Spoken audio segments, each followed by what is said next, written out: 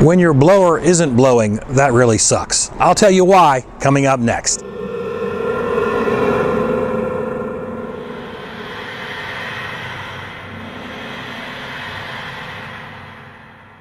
Did you know that your vehicle has an in-cabin air filter? Many times if your blower is not blowing out really solidly or you don't feel a lot of volume coming out of the blower, this is the biggest reason why. A dirty filter can actually put pollutants back into the air that you breathe and many times give it that damp, musty smell. And this is a 2016 vehicle. I doubt it's ever been accessed before. And we'll look down underneath the dash. It's in a pretty tricky spot.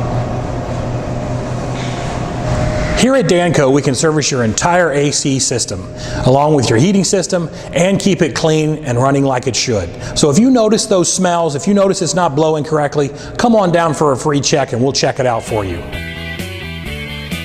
Thanks for watching and join me for more secrets next time.